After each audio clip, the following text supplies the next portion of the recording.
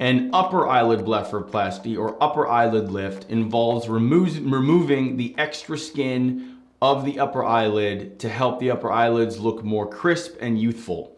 So with time and aging, we all develop extra skin on our upper eyelids.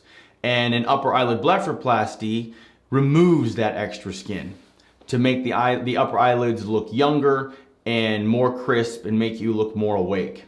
So how this is done is the extra skin is marked for removal. It's essentially a big oval on your upper eyelid, and we measure that skin. In other words, we measure how much we remove based on how much we leave behind. Because we don't care about the amount of skin we're cutting out, we care about the amount of skin that we are leaving behind.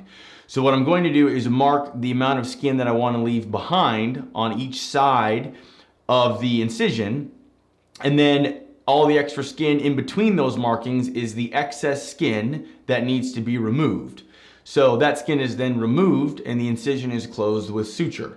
And that is basically how an upper eyelid blepharoplasty is performed. There will be a subsequent scar where the skin is removed. The scar will be in the upper eyelid crease, so you can't see it when your eyes are open because it is within the crease, which is not visible when your eyes are open. You will be able to see it when your eyes are closed.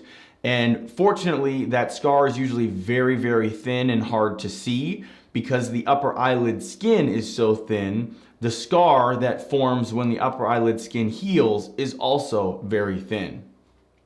Now, depending on your upper eyelid contour and overall facial aging, I may remove some fat from the deep fat pockets of the upper eyelid. I may also inject fat or graft fat to your upper eyelids. It all depends on what your face needs to look younger.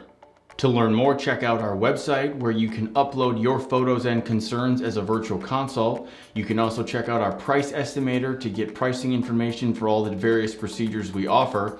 And finally, if you'd like to have your questions answered on a future podcast or Q&A video session like this, please leave a message on our SpeakPipe. You can go to our blog page and our SpeakPipe is located there. Thanks for listening.